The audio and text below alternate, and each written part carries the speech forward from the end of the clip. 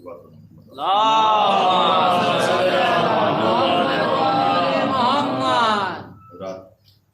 अभी तक जो आपने सुना, जब एक एक की तलाश शुरू की गई, क्योंकि मुकम्मल इक़्तिदार कूफे का पूरा अख्तियार और मुख्तार के हाथों में आ चुका था, तो जो लोग इमाम हुसैन अलैहिस्सलाम के कत्ल में शामिल थे, उनको ईज़ा देने में शामिल थे, जो लोग करबला में उनके खिलाफ खड़े हुए थे, उन सबको अब बिल्कुल ये महसूस होने लगा कि हमारी जान बच नहीं सकती। लिहाजा कुछ लोग कूफे में रुपोश हो गए, कुछ लोग आसपास के देहात में, और इसी फिराक में थे कि कूफे से दूर थोड़ा निकल जाएं ताकि जान बच जाए, क्योंकि तमाम जितना वो कर सकते थे सब करके देख लिया था। अब कुछ ऐसा बचा नहीं था कि वो कदम भी उठा के देख। और क्योंकि इनके जासूस चारों तरफ फैले हुए थे खबर लाने के लिए, तुम खबर लेके आओ कौन कहाँ पर मिलेगा और कौन कहाँ पर है, तो एक एक जासूस खबर लाता रहता था और ये जाके उसका काम तमाम होता था। इसी सिलसिले में फूली इब्न यजीद अस्बही मलऊन, इसकी खबर मिली, एक जासूस ने आके बताया कि वो अपने घर में कहीं छुपा हुआ, कहीं बाहर नहीं गया। जब ये खबर मिली, और इसके तो बड़े दिन से इंतजार था, किसी सूरत से कोई खबर इसके बारे में मिले तो इत्तला मिले ताकि ये पकड़ा जाए। जब एक जासूस ने आके मुखबिर ने खबर दी कि फूली अपने घर में कहीं छुपा हुआ है, बाहर तो नहीं गया, ये बात तो कंफर्म है, तो फौरन अब्दुल्ला बिन कामिल शाकिरी और हाजिब और अबू उमरा वगैरह को भेजा के फौरन गिरफ्तार करके। अब ये लोग फूली के घर के चारों तरफ मुहासरा कर लिया, पहुंच गए। जब दाखिल हुए घर में तो उसकी दो बीवियां थी, एक शाम की रहने वाली थी और एक कूफे की रहने वाली थी। दोनों में ज़मीन आसमान का फर्क था। जो शाम की रहने वाली थी वो कट्टर दुश्मन अहले बैत थी, और जो कूफे की रहने वाली थी वो मोमिना थी, अहले बैत की चलने वाली थी।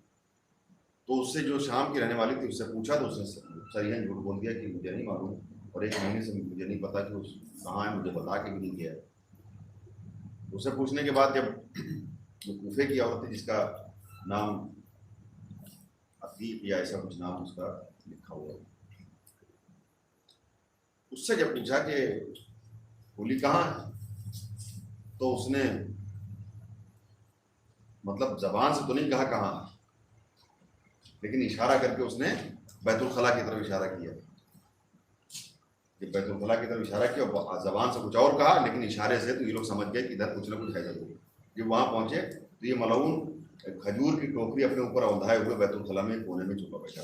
खजूर की टोकरी बड़ी सी हुआ करती थी, पहले आपने भी देखा होगा, अपने यहाँ भी टोकरियाँ बहुत बड़ी बड़ी चलती थी, तो जमाना खत्म हो गया। तो खजूर जिसमें रखी जाती थी वो टोकरी बड़ी बड़ी, तो अपने ऊपर औंधाए हुए और बैतुल खला के कोने में छुपा हुआ। अब इसको वहां से गिरफ्तार करके जनाब मुख्तार के सामने पेश किया गया।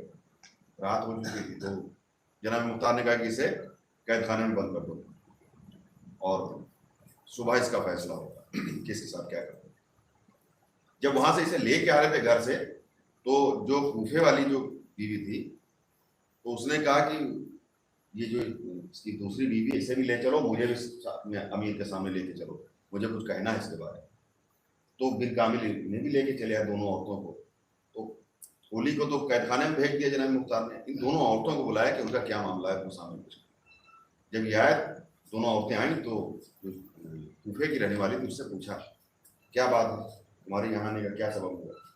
तो उसने कहा कि अमीर, मैं चाहती हूँ कि इसको भी सजा मिले इस औरत का। इसका जुर्म क्या है? इसका जुर्म यह है कि जब इमाम शहीद किए गए, मैं घर पे उस वक्त मौजूद नहीं थी, जब मैं घर पे आई हूँ तो ये घर में नाच रही और खुशी के गीत गा रही और पैर पटक पटक के खुशी मना रही।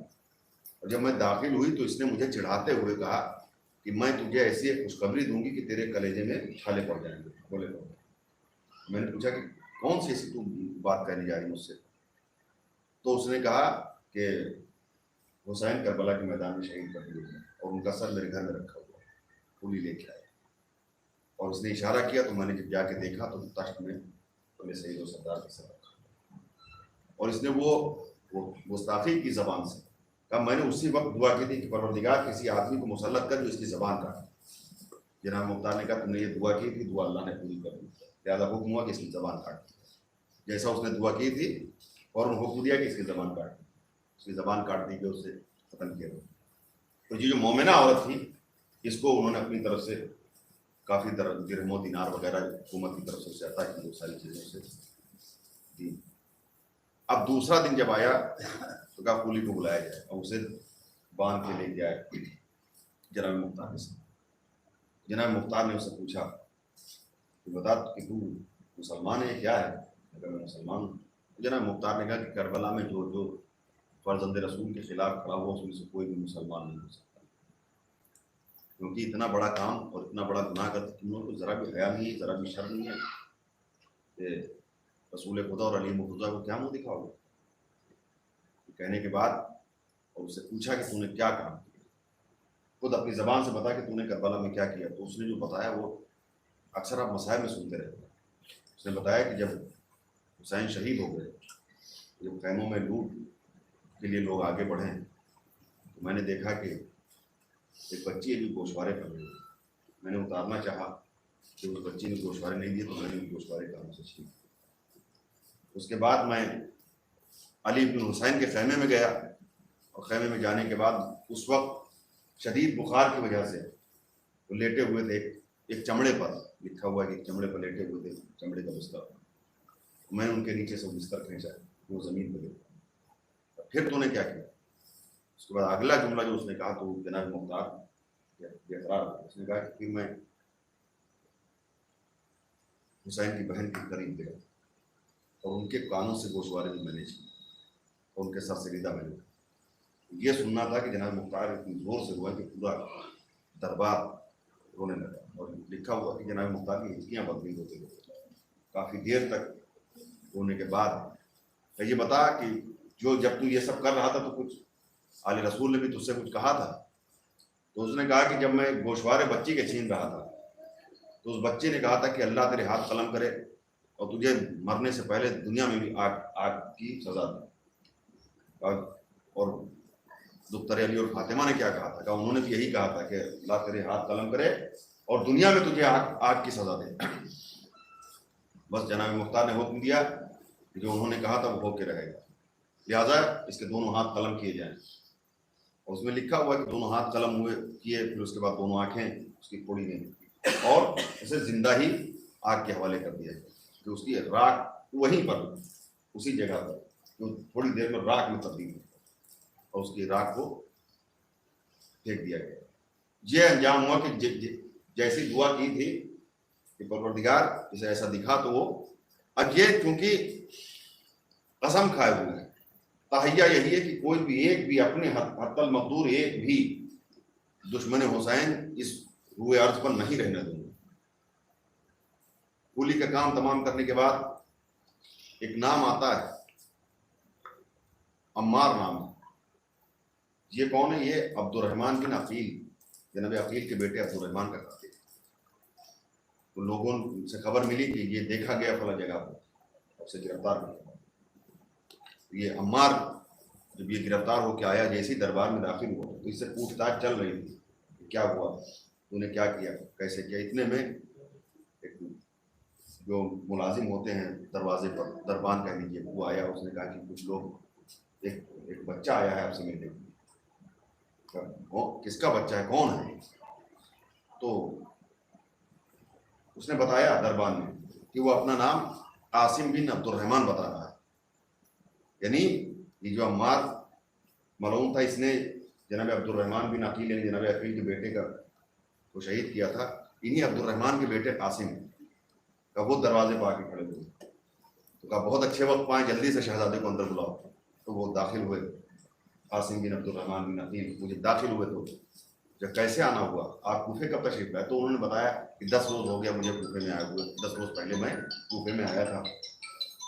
اور جب میں نے سنا کہ میرا بابا کا قاتل پکڑا گیا تو میں آپ تک چلا آیا. تو قاسم کو اپنے پاس بٹھایا, کافی دیر اسے گفتگو کی. پوچھا آپ کیا چاہتے ہیں, آپ کے باپ کا قاتل آپ کے سامنے ہے. کہ میں چاہتا ہوں کہ اسے میرے حوالے کر دیا جائے. جناب مختار نے کہا کہ یہ آپ کے حوالے, جیسے کہ چاہیں اب اس سے قصاص بدلہ لے سکتے ہیں. تو لکھا ہے کہ قاسم نے خنجر مانگا اور وہ خنجر اس کے سینے میں اتار کے اپنے باپ کا بدلہ لیا. ایسے ایسے کر کے ایک ایک کر کے لوگ آتے رہے اور जनाब मुख्तार। और फिर लिखा ये है कि फिर जब जाने लगे तो पूछा आपके साथ और कौन कौन है? का मेरे भाई हैं और मेरी वालदा भी आई हुई। तो जनाब मुख्तार ने 500 दिनार और अब्दुल्ला बिन कामिल ने 1000 दिरहम और अबू उमरा ने और हाजी वगैरह ने, जिसके बाद दरबार में जो था सब ने उनकी खिदमत में तोहफे के तौर पर पेश किया कि हमारी तरफ से तोहफा लीजिए। और फिर उसके बाद चंद दिनों के बाद वो फिर वापस मदीने भेज दिए गए और आप मदीने आ गए। ये सिलसिला चलता रहा। इसमें बहुत से ऐसे नाम हैं कि जो बहुत ज़्यादा मशहूर नहीं है। अब सबके नाम अगर बयान किए जाएंगे तो याद रखना भी बड़ा दुश्वार काम है। और इतने ज़्यादा नाम है कि अगर सबके नाम पे अगर जिक्र किया जाएगा तो फिर बात बहुत तवील हो जाएगी। इसलिए जो बड़े बड़े नाम हैं उन्हीं के बारे में आपके सामने अर्ज कर रहा हूँ कि अब लोग भेजे गए कि और किसे तलाश किया जाए, कहाँ कौन मिलेगा। तो एक और शख्स मिला कि जिसके बारे में हो सकता है आपको नाम याद हो, मुर्रा इब्न मुनक़ज़ अब्दी। ये कौन है? का जिसने जनाब अली अकबर की नज़र मारा। इसके बारे में जब खबर मिली तो इसका घर जब घेरा गया है तो चारों तरफ से इसका जो घर जब घेरा तो ये तलवार लेके निकला है। और यही वो शख्स है कि जिसने इमाम हुसैन अलैहिस्सलाम को सबसे पहले पत्थर मारा। तो बिन कामिल शाकिरी ये लेके पहुंचे लोगों को ताकि इसका घर घेरा गया। घर जब घेरा गया तो ये घर से नेज़ा और तलवार लेके निकला। तो उन्होंने मना कर दिया कि कोई इसके ऊपर तलवार नहीं चलाए, कोई इसके ऊपर एक भी तलवार नहीं चलना चाहिए। का फिर क्या कहेंगे? इसे पत्थर और तीर से मारा जाएगा। तो इसने करबला में पत्थर लिखा है कि इतने पत्थर ना तीर उसके चलाएंगे कि वो लहूलुहान हो गए। उसके बाद गिरफ्तार करके फिर जनाब मुख्तार की खिदमत में इसे पेश किया गया। तो आपने फिर उसे सजाए मौत दी और हुक्म दिया कि इसे फौरन कत्ल कर दिया जाए। अब एक नाम है जो शायद आपने नहीं सुना हो, अम्र बिन औकाद नाम है। ये पढ़ते पढ़ते मुझे मिला तो मैंने कहा इसके बारे में कुछ बात कीजिए। अम्र बिन औकाद ये गिरफ्तार होकर जब आया तो जनाब मुख्तार ने इससे पूछा कि तुमने क्या किया। तो उसने बताया कि मैंने अब्दुल्ला बिन मुस्लिम, गालिबन ये नाम लिखा हुआ, का उनकी पेशानी पे मैंने तीर मारा। और वो तीर आप रिवायतों में, मसाइब की रिवायतों में सुनते रहे कि आपने हाथ पेशानी पर रख लिया तो तीर के साथ हाथ भी पेशानी पर व्यवस्था हो गया। तो वो तीर मैंने इस तरह से मारा कि वो सर के पिछले हिस्से से बाहर। और एक तीर मैंने आँख को उनकी मारा। जनाब मुख्तार रोते जाते थे और ये कहते जाते थे कि तुम लोगों को मतलब आले रसूल से क्या बोलते हो, क्या दुश्मनी, तुम्हें इतनी भी हया नहीं आई कि तुम अहले बैत रसूल के साथ किस तरह का सलूक कर रहे हो। फिर वही जालिम बताता है कि जो मैंने इतने तीर उनके जिस्म पर लगे थे, जब इमाम हुसैन अलैहिस्सलाम उनके पास आए तो जिस्म के सारे तीर निकाल लिए थे, लेकिन वो तीर जो पेशानी पर लगा हुआ था वो तीर नहीं निकाला जा सका। तो इस हुक्म हुआ कि इससे भी इतने तीर मारे जाएं कि तीर खाते खाते ये दुनिया से चला जाए। तो उसे तीरों से मार के हुक्म हुआ कि इसे खत्म किया जाए, इसकी जिंदगी तमाम कर दी। अब ये वो नाम है कि जिन्होंने करबला में ज्यादा मजालिम ढाए थे, जो बड़े नाम थे, जो मशहूर नाम थे, कह लीजिए। अब एक नाम आपने सुना होगा, अम्र बिन हज्जाज जुबैली। अम्र बिन हज्जाज ये कूफे से फरार हो गया। जब फरार हुआ तो इसकी इत्तला मिल गई कि कूफे से ये फरार हुआ है और ये बसरा की तरफ जा रहा था। रास्ते में इसके ख्याल आ गया कि मैं मशहूर आदमी, लोग मुझे पहचानते हैं, तो कहीं ऐसा ना हो कि बसरा में मुझे लोग मतलब ताना दें और मुझे चिढ़ाएं कि तुमने इतना बड़ा काम किया और फर्जंद रसूल को शहीद करने में तुम्हारा भी हाथ।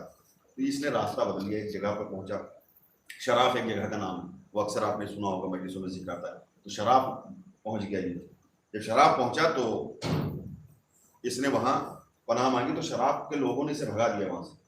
तो तुम्हारे जैसे को हम अपने यहाँ पनाहते हैं कि तुमने इतना बड़ा जुल्म किया और फिर तुम्हारे पीछे पीछे मुख्तार का लश्कर आएगा तो हम उसको क्या जवाब देंगे कि कातिल हुसैन की जगह दी।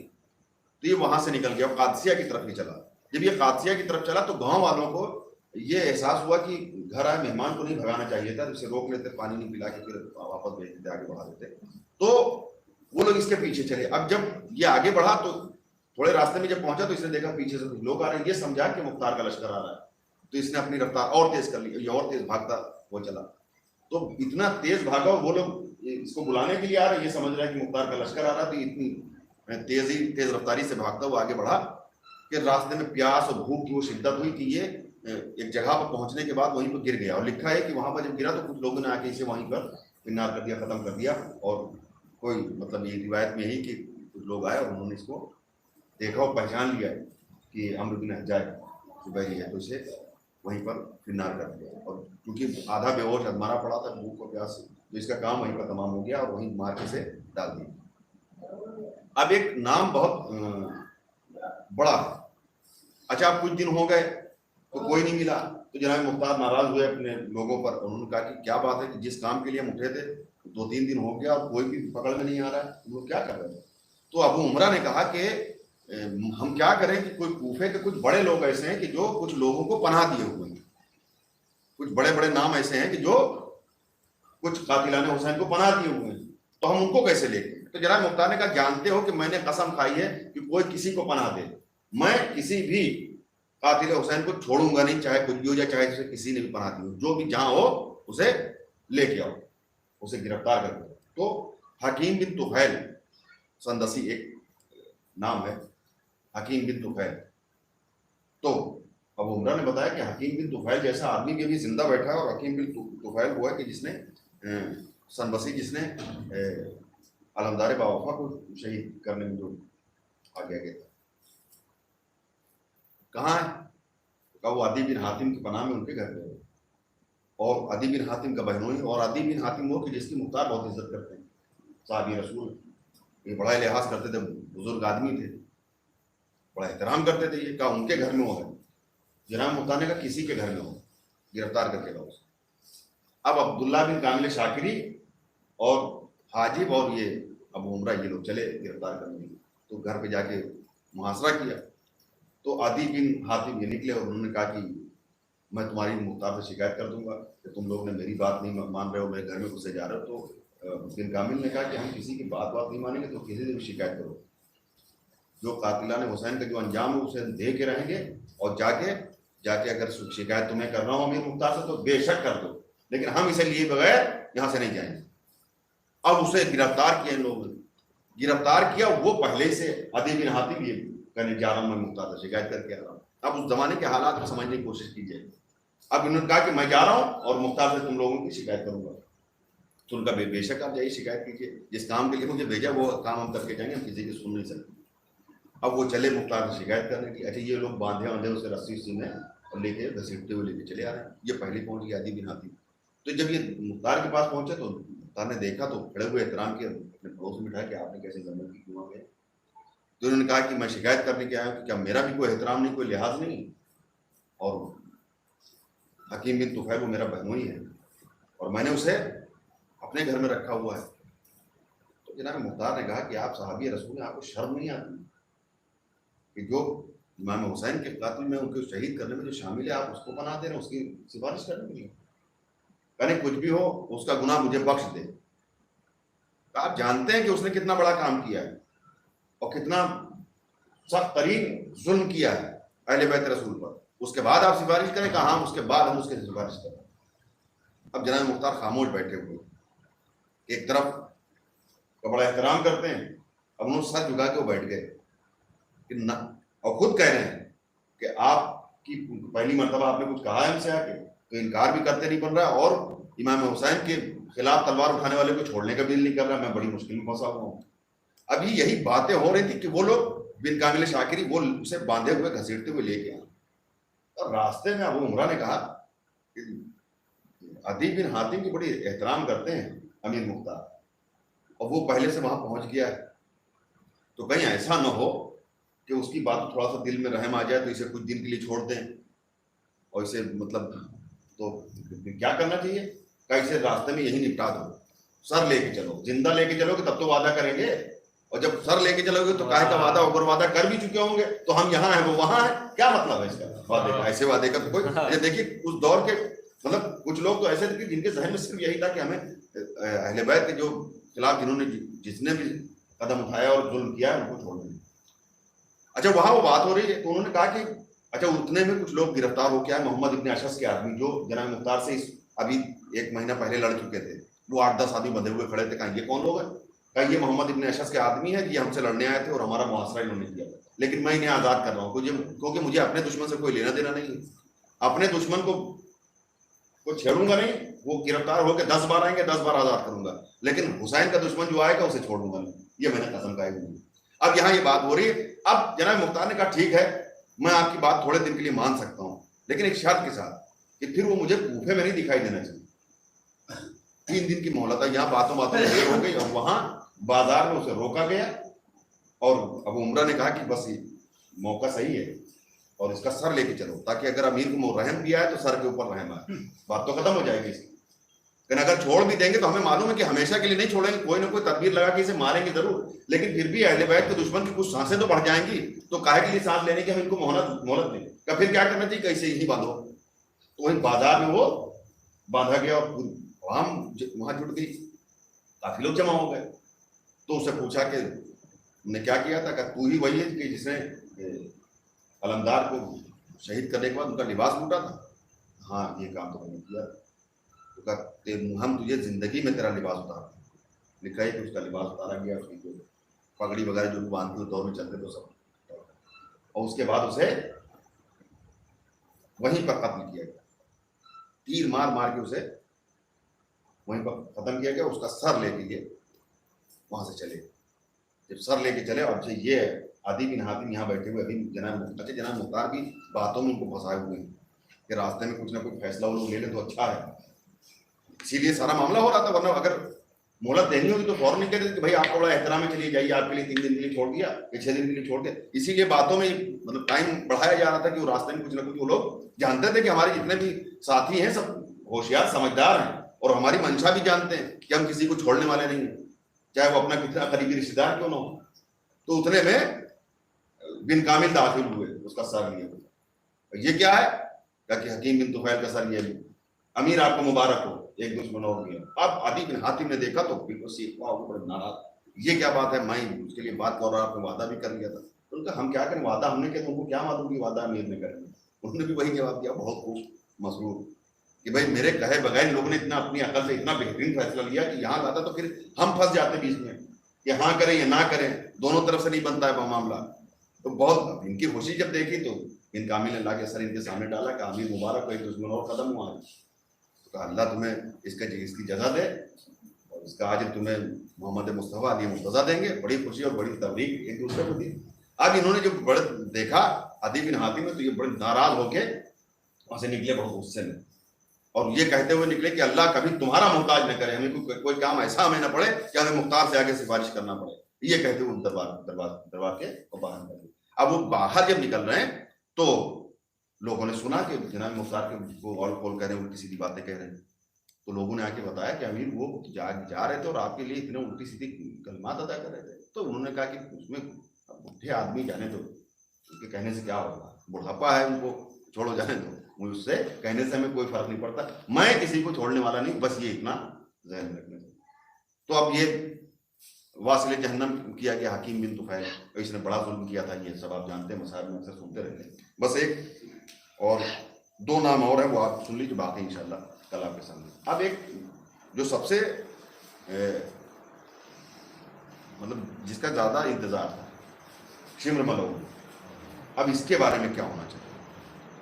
अब इसकी तलाश तो हो ही रही थी, अब ये छुपा बैठा है। जब ज़्यादा टाइम हो गया तो अच्छा, इन लोगों ने देखा कि एक एक को पकड़ के ला रहे हैं, उसको ख़त्म कर रहे हैं। तो इन्होंने मीटिंग की, ये 10 या 11 लोग थे, इन्होंने आपस में मीटिंग की कि हम क्या फैसला लेना चाहिए, कि हम यहाँ रहें, क्या करें, यहाँ से चले जाएँ। तो मीटिंग में तय पाया कि हमें कूफा छोड़ देना चाहिए, वो बसरा चले जाना चाहिए मुसअब इब्न ज़ुबैर के पास। तो ये जब तय पाया तो हम कहेंगे कब निकलना, तो सारा इंतज़ाम हो गया निकलने का। तो जब निकलने का इंतजाम हो तो आए मौके पर बाकी इनके साथी जो थे वो सब पीछे हटे कि हम नहीं जाएंगे, खतरा बहुत है कि रास्ते में जासूस लगे हुए कोई पकड़ लेगा या कोई मिल गया रास्ते में तो ख़त्म कर दी जाएंगे, ये सारी बातें। तो उसने कहा तुम लोग जाओ या ना जाओ, मैं निकल जाऊँ। तो लिहाजा ये वहाँ से निकला, उसके साथ 10-11 आदमी और अपने साथी ये लेके निकला। इसके निकलने की खबर बिन कामिल शाकिरी को हो गई, रात का वक्त था। वो फ़ौरन भागे हुए मुख्तार के पास आया और जनाब मुख्तार से आके कहते हैं कि मुझे अभी मेरे जासूसों ने खबर दी कि शिम जो है कूफे से बाहर निकला है, इतने लोग हैं। वहाँ पर जनाब मुख्तार के गुलाम जिनका खैर नाम था वो भी सुन रहे थे। وہ وہاں سے چپکے سے نکلے, ابھی یہ دونوں بات ہی کرے تھے, وہ وہاں سے نکلے 8-10 آدمی لیے, وہ پیچھا کر لیا اس کا. جب پیچھا کر لیا تو اس کے ساتھ بھی 8-10-12 آدمی تھے, تو راستے میں جنگ و جھڑپ ہوئی. تو یہ خیر کے قدم اکھڑ گیا اور یہ نہیں جنگ کر پائے, رات کا وقت تھا, تو یہ لوگ واپس پیچھے ہٹ گئے اور ان کے 2 آدمی وہاں پر شہید ہو گئے. یہ واپس آئے, جناب مختار کو بتایا, تو جناب مختار نے ان کو ڈانٹا اور منع کیا کہ ہم سے پوچھا تھا کس کے سامنے کسے بھیجنا ہے, یہ مجھے معلوم ہے, تمہیں یہ نہیں کرنا چاہیے, رات کے وقت تم اتنے لوگوں کو لے کے چلے گئے اور 2 آدمی اس میں شہید ہو گئے. تو بن کامل شاکری اس سے کہا کہ اب یہ تمہارے ہاتھ ذمہ ہے, اب تمہیں اس کا پورا معاملہ حل کرنا ہوگا. اب یہ ایک چھوٹی سی فوج لے کے نکلے, تو کوفے سے نکل کر جس گاؤں میں وہ رکا ہوا تھا, یہ لوگ اسے ڈھونڈتے ہوئے اس گاؤں کو پار کر کے 2 فرسخ آگے نکل گئے.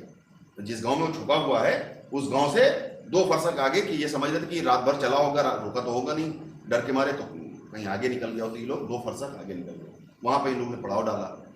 اچھا, اس نے یہاں شمر ملعون نے 2 لوگوں کو ہائر کیا, ان کو پیسے دے کے, کہ ایک آدمی کو کہ وہ ہمیں راستہ بتائے بصرے تک کا پہنچا دے, اور ایک دوسرے آدمی کو کہ تم میرا خط لے جا کے مصعب بن زبیر کو جا کے دے دے.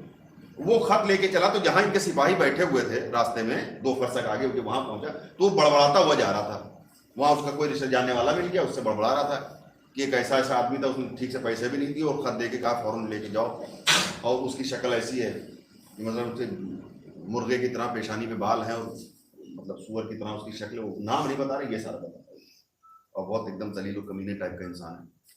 تو جو سپاہی تھا اس نے سنا, اس نے کہا یہ کون ایسا آدمی جس کا یہ نام نہیں جان رہا ہے اور یہ ساری چیزیں بتا رہا ہے. تو اس نے پوچھا کون آدمی اس کو لے کے گیا بن کامل شاکری کے پاس, کس کا خط لے کے جا, کیا معاملہ ہو گیا تمہارے ساتھ؟ تو نام وہ جانتا ہی نہیں تھا کہ کون آدمی ہے. تو اس نے پہچان بتائی, تو ان کو کچھ شک ہوا, یہ ساری پہچان تو یہ شمر کی بتا رہا ہے. تو کہا کہ نام کیا, نام مجھے نہیں معلوم. تو پھر کیا کام دیا؟ اس نے کہا یہ خط دیا اور کہا کہ مصعب بن زبیر کے ہاتھ میں دینا. کہا وہ خط لاؤ, خط لائے تو دیکھا کہ وہ شمر. تب جلدی چل کے بتاؤ. اب یہ وہاں سے لوگ واپس چلے, وہی 2 فرسخ پیچھے آنا تھا. جب وہاں تک آئے تو ان کے جو 2 ایک ساتھی تھے, انہوں نے کہا دیکھو یار, تم نے قاصد بھیجا تو ہے, لیکن کہیں ایسا نہ ہو کہ راستے میں پکڑ جائے, کوئی جاسوس کے ہتھے چڑھ جائے تو آ کے گھیر لیں, لہٰذا ہم لوگ یہاں سے نکل رہے ہیں. تو شمر نے کہا تم لوگ اتنا کیوں ڈرتے ہو مختار سے, جو ہوگا دیکھا جائے گا. اب وہ اپنے اطمینان میں لیٹا ہوا ہے, لکھا یہ کہ خالی ازار پہنے, یعنی خالی پائجامہ پہنے ہوئے لیٹا تھا, اور اپنے جس کو اس نے راستہ بتانے کے لیے چنا تھا پیسے دے کے, اس کو اس سے بیٹھا لیٹا باتیں کر رہا تھا کہ اتنے میں یہ لوگ چاروں طرف سے پہنچ گئے. اور جب اس نے دیکھا کہ وہ آ گئے, تو جو ان کا دوسرا ساتھی تھا وہ تو نکل لیا وہاں سے, کسی طرح سے کپڑے بدل کے, جیسے بھی جو راہبر انہوں نے چنا تھا کہ وہ بصرہ پہنچائے گا, وہ تو وہاں سے فرار کر گیا. یہ تلوار لے کے باہر نکل گیا. لکھا ہے کہ پھر وہ تلوار چلنے لگی.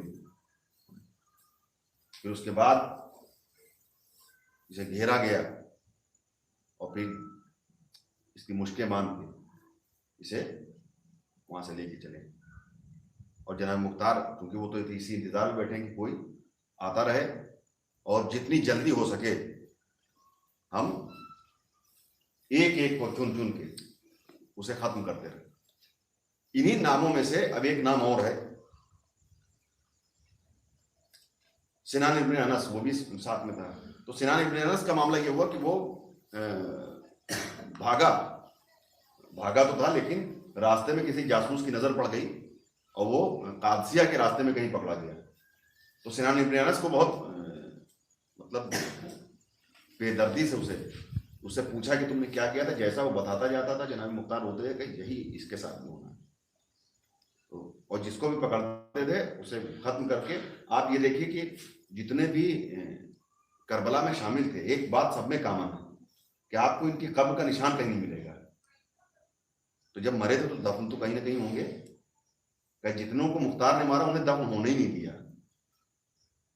پوری لسٹ آپ پڑھتے چلے جائیے, جتنوں کو جناب مختار نے مارا ہے ان میں سے کسی ایک کو دفن ہونے ہی نہیں دیا. کیونکہ جسے مارتے تھے اس کی لاش جلا کے اور رات میں اڑا دیتے تھے کہ ان کی قبر کا نام نشان تک نہیں رہتے. یہ جذبہ تھا, یہ حوصلہ تھا. اب ایک نام بہت عجیب واقعہ ہے جو آپ کے سامنے عرض کر دوں, باقی انشاءاللہ کر. اسحاق بن اشعث.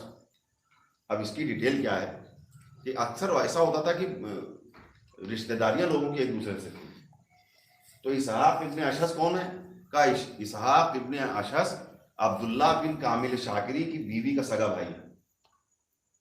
تو جب لوگ پکڑ پکڑ کے آنے لگے اور قتل ہونے لگے تو اس نے سوچا اسحاق ابن اشعث نے کہ اب ہمارا بھی نمبر جلدی آ جائے کیونکہ کوفے میں ہے. اس نے کیا کرنا چاہیے, تو یہ بھاگ کے اپنی بہن کے پاس پہنچا, یعنی بن کامل شاکری کے گھر میں. ان کی بہن, ان کی بیوی نے دیکھا, بن کامل کی بیوی نے دیکھا بھائی آیا تو لپٹ کے رونے لگے. اور بہن بھائی میں تو خیر محبت ہوتی ہے, اور لپٹ کے رونے لگے کہ اتنے دن بعد بھائی آیا اور چھپا ہوا تھا, ایسا تھا ویسا. تو یہ اس لیے آیا کہ کیونکہ بن کامل شاکری جو ہیں وہ جناب مختار کے بڑے قریبی ہیں, اور جب ان کی بیوی ان سے کہیں کہ ہاں اس کے لیے مطلب امان مانگ لو یا اس سے مطلب درگزر کرو تو ہو جائے گا. اب یہ بن کامل شاکری جب گھر میں آیا تو دیکھا کہ وہ ملعون بیٹھا ہوا ہے, اسحاق ابن اشعث, ان کی بیوی کا سگا بھائی. انہوں نے کہا کہ اب بڑی مشکل آ گئی, اب کرنا کیا چاہیے. تو اچھا یہ خبر جناب مختار کو ہو گئی کہ وہ عبداللہ ابن بن شاکر بن کامل شاکری کے گھر پہ وہ پہنچ چکا. وہ بن کامل شاکری چلے ان کے گھر جناب مختار کے پاس. ایک انگوٹھی پہنے تھے, نئی نئی, بہت اچھی خوبصورت, اب سمجھیے گا بات, بڑی خوبصورت سی انگوٹھی پہنے ہوئے تھے. تو آئے اور بات کرنے لگے. بات کرتے کرتے یہ ذکر آیا کہ وہ میرے گھر پہ, ابھی کچھ کہا نہیں, یہ بتایا کہ ہاں وہ میرے گھر پہ آیا ہوا ہے, تو بیٹھا ہوا ہے. تو جناب مختار نے سوچا کہ بیوی نے ہو سکتا ہے دباؤ بنایا ہو, تو یہ مہلت مانگ لیا, امان مانگ لیا, اب یہ اتنا میرا قریبی ہے یہ بن کامل شاکر, تو میں نہ بھی نہیں کر پاؤں گا. تو ان کو کہنے ہی نہیں دیا کچھ. بات کرتے ہیں اس کو, انگوٹھی تمہیں بڑی خوبصورت ہے, کہاں سے بنوائی؟ انہوں نے فلاں کاریگر سے بنوائی ہے, بہت بڑی کاریگری, بہت اچھی ہے انگوٹھی. تو انہوں نے مطلب فوراً انگوٹھی نکال کے جناب مختار کے ہاتھ پر رکھ دی کہ ارے امیر آپ کو پسند آ گئی لہٰذا آپ نے. تو اس سے پہلے کہ وہ کچھ کہیں اس کے بارے میں, امان مانگے یا کچھ کہیں, حالانکہ وہ امان نہیں مانگنے آئے تھے, تو بعد میں پتہ چلا کہ معاملہ کیا تھا. لیکن پھر بھی اس معاملے میں کسی کے اوپر بھروسہ نہیں کر رہے تھے کہ پتہ نہیں کون امان مانگ لے اور کون ایسا میرا قریبی ہو کہ نہ منع نہ کر پاؤں. تو انگوٹھی کا بڑی خوبصورت ہے, تو انہوں نے کہا امیر آپ کو اچھی لگ رہی تھی لہٰذا یہ میری طرف سے آپ رکھیے. وہ انگوٹھی انہوں نے لے لی اور فوراً کہا کہ مجھے خبر ملی کہ بنی کندا میں کچھ قاتل حسین جمع ہے, لہٰذا فوراً جاؤ ان کو گرفتار کرو. اب انہوں نے گرفتار کے لیے بھیج دیا, تو انہوں نے پھر وہ بات چھڑی نہیں, وہ فوراً لے کے چل دیے وہ اپنے آدمی کے, جا کے بنی کندا پہنچ جائیں. اب بنی کندا وہاں سے کافی دور, بنی کندا میں ان کو بھیجا اور فوراً بلایا حاجب کو کہ عبداللہ بن کامل کے گھر جاؤ اور وہاں پہ اشعث ابن قیس, اسحاق ابن قیس ہے, اور اسے فوری طور پہ لے کے آؤ. اب وہ وہاں, اچھا انگوٹھی دی, اکیلا بھیجا اور انگوٹھی دے کے بھیجا, وہی جو انگوٹھی تعریف کر کے لی تھی, کہ یہ انگوٹھی دکھانا اور کہہ دینا کہ بن کامل شاکری نے بھیجا ہے, نشانی دو کہ تمہارے ساتھ بھیج دیں گی ان کی بھی, ورنہ بھیجیں گے کام, پھر تو بڑی مشکل ہو جائے گی. اب یہ انگوٹھی کس کام آئی؟ بہترین کام کے لیے. اب انگوٹھی دے کے اپنے آدمی کو بھیجا. اب وہ گیا بن کامل شاکری کے گھر پہ, اور جانے کے بعد کہتا ہے کہ یہ بلایا ہے آپ کو اسحاق ابن اشعث کو. تو بھروسہ نہیں کہ تو انگوٹھی دی کہ یہ انگوٹھی دے کے نشانی دے کے بھیجا ہے. انہوں نے انگوٹھی پہچانی کہ ہاں یہ تو ہمارے شوہر کی انگوٹھی, لہٰذا اچھا وہ اسحاق ابن اشعث, اس کو بڑا شک ہو رہا ہے کہ ایسا کیسا معاملہ, اتنی جلدی کیسے معاملہ سب مطلب حل ہو گیا. لیکن جب انگوٹھی دیکھ لی تو بھائی ٹھیک ہے. اب وہ لے کے وہ آدمی چلا ہے. جب آیا تو جناب مطلب دارالامارہ پہنچنے سے پہلے اس کے دل میں خیال آیا کہ یہ رشتہ دار ہے بن کامل شاکری کا, قریبی رشتہ دار, بیوی کا سگا بھائی ہے, اور وہ جناب مختار کے بڑے قریبی ہیں کہ جناب مختار کے لیے وہ جان دینے پہ آمادہ رہتے ہیں. تو ہو سکتا ہے کہ جناب مختار سے امان مانگے. اب کرنا کیا چاہیے؟ تو انہوں نے اس کو وہیں بٹھا دیا, اور بٹھانے کے بعد تلوار نکالی. اب تو کرنے کیا جا رہا ہے؟ کہ وہ جس کام کے لیے مختار نے بلایا تو وہی کام کرنے جا رہا ہے. اس سے پہلے کہ تیری سفارش ہو, انہوں نے تلوار نکالی, گردن کاٹ اور سر لے کے وہ وہاں جناب مختار, ادھر سے یہ سر لے کے پہنچے, ادھر سے بن کامل شاکری آگے واپس. کا سرکار وہاں تو کوئی نہیں, بنی کندا میں تو کوئی نہیں ملا مجھے. جب سر دیکھا, سر دیکھنے کے بعد جناب مختار کا چہرہ دیکھتے ہیں, سر دیکھتے ہیں یہ کیا ہوا. کہا کہ تھوڑی دیر کی مہلت دیجیے کہ میں ابھی آ رہا ہوں. کیا بات ہے, کچھ رد عمل نہیں کہ مطلب یہ اچھا ہوا کہ برا ہوا, بات کیا کہ تھوڑی دیر کی مہلت دی, میں ابھی آ رہا ہوں. یہ فوراً پہ گھر گئے, اپنی بیوی کو مہر دیا, فوراً طلاق دے کے اسے اپنے گھر بھیجا, اس کا سارا سامان واپس کر کے. اس کے بعد جناب مختار کے پاس آئے. کہاں گئے تھے؟ کہ بیوی کو طلاق دینے گیا. کہ میں بھی اسی انتظار میں تھا کہ موقع تو ملے. تو جناب مختار نے کہا کہ میں نے اس آدمی کو بھیجا تھا, اس نے کہا میں سمجھ رہا ہوں کہ کیوں مطلب یہاں سے آنے سے پہلے اس نے کام تمام کر دیا, کیونکہ سب جانتے ہیں کہ ہو سکتا ہے سفارش ہو جائے تو یہ بچ جائیں یا تھوڑے دن کی ان کی زندگی بچ جائے کہ اس نے بھی بڑی عقل مندی کا کام کیا. تو جب بن کامل شاکری واپس آ اپنی بیوی کو طلاق دے کے کہ ایسی بیوی تو چاہیے نہیں کہ جو دشمن اہل بیت کی سفارش ہم سے کرے, ہم کسی کے دباؤ میں آنا نہیں چاہتے. جناب لکھا کہ جناب مختار نے گلے سے لگا ان کی پیشانی چونی کہ مطلب اتنا جذبہ ہے کہ میں اس لیے نہیں آیا, مطلب آیا تھا کہ میں اس کی سفارش کروں گا, میں تو اس لیے آیا تھا کہ وہ ہے کوئی راستہ بتائیے کہ اس کا کام تمام کریں, لیکن آپ نے مجھے وہاں بھیج دیا. تو پھر بعد میں بات کھلی کہ بھیجا ہی تمہیں اس لیے تھا کہ بیچ میں معاملہ نہ پیدا ہو کہ کوئی رشتہ داری کا معاملہ بیچ میں آ جائے. تو اس طرح سے یہ بڑے بڑے نام جو ہیں, اب کچھ نام اور انشاءاللہ کل آئیں گے, اور کچھ ایسے نام بھی کہ جن کو مطلب نظر انداز کیا گیا, کیونکہ اگر سب کے بارے میں بیان کرو تو بہت طویل گفتگو ہو جائے گی, اور نام یاد رکھنا سب سے مشکل کام بھی ہوتا ہے. اچھا وہ ایسے ایسے نام ہیں کہ وہ یاد بھی نہیں ہوتے آسانی سے. اچھا کوئی مطلب اس دور کے کامن نام ہو تو آدمی یاد بھی رکھ لے, وہ ایسے خطرناک نام عجیب و غریب نام تو ان کو یاد رکھنا بھی تھوڑا مشکل ہوتا ہے. تو یہ جذبہ تھا کہ ہر آدمی اپنے مطلب جب دشمن اہل بیت کا معاملہ آ جائے تو کوئی کسی پہ بھروسہ نہیں کر رہا ہے کہ کہیں وہ نہ سفارش مان جائیں, کہیں وہ نہ سفارش مان جائیں. تو جس کے ہاتھ میں جو لگ رہا ہے تو اسے موت کی گھاٹ اتار دیتے. اور بہت سی ڈیٹیل ایسی جو میں نے نہیں آپ کے سامنے عرض کی ہے, ٹائم بہت زیادہ ہو. یہ جذبہ کہ نہ اپنا نہ پرایا, کوئی قریبی رشتہ دار ہو, قریبی دوست ہو, پڑوسی ہو, جان پہچان والا کوئی ہو, کہ اس معاملے میں کسی کے اوپر رعایت نہیں کی جائے گی. اور کسی کے اوپر تاریخ بتاتی کسی کے اوپر بھی قریبی سے قریبی رشتہ دار بھی ہوا تو اس کے اوپر بھی نہ رحم اور نہ رعایت. اور پھر ان لوگوں پر کیا رحم اور رعایت کی جائے کہ جنہوں نے علی اصغر جیسے بچے پر رحم نہ کیا ہو, ان کے اوپر کیسے کوئی رحم کرے یا رعایت کرے کہ جنہوں نے نبی کے نواسے کو 3 روز پر بھوکا اور پیاسا شہید کیا. یہ سارے منظر ان کی نگاہوں میں تھے. اس کے اوپر وہ تو رحم کے حقدار کسی صورت سے نہیں ہو سکتے جو کسی بھی طرح سے اہل بیت کو ستانے میں جنہوں نے ایک قدم بھی اٹھایا وہ کسی صورت بھی ایسے تو نہیں ہے کہ ان سے رعایت برتی جائے یا ان کے اوپر رحم کرے. اور یہ کام جناب مختار سے اچھی طرح اور کوئی نہیں جانتا تھا. ان کا زندگی کا ہدف ہی یہی تھا, نشانہ ہی یہی تھا. لکھا ہے کہ جب کسی کو بلاتے تھے, جب کوئی قاتل پکڑا جاتا تھا تو اس سے پوچھتے تھے کہ تو نے میرے سید و سردار کے ساتھ کربلا میں کیا کیا. ابھی آپ نے سنا کہ جب کولی ملعون آیا, جب اس سے پوچھا کہ تو نے کیا کیا, تو اس نے بتایا کہ میں نے حسین کی بیٹی کے گوشوارے چھینے اور اس طرح سے چھینے کہ کانوں کی لبیں پھٹ گئیں.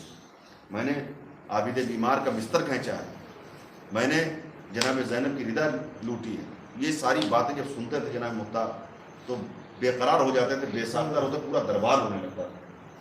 اور پھر اس کے بعد اس کی سزا سخت سے سخت معین کی جاتی کہ جنہوں نے اتنا ظلم کیا, جنہوں نے آل رسول پر پانی بند کیا, جنہوں نے اہل بیت اطہار کو تیار بتایا. کہ ابھی جس ملعون کا میں نے ذکر کیا حکیم بن طفیل, پانی بند کرنے والوں میں بھی سب سے آگے یہی تھا, اور اس نے بڑا ظلم کیا. اور کربلا میں تو ظلم کی انتہا ہو گئی کہ امام ایک کمر بند باندھے ہوئے تھے. روایات میں ہے کہ امام ایک کمر بند باندھے ہوئے تھے. شہادت کے بعد اس کمر بند کے لیے امام کا ہاتھ مجروح کر دیا, اس کمر بند کھولنے کے لیے.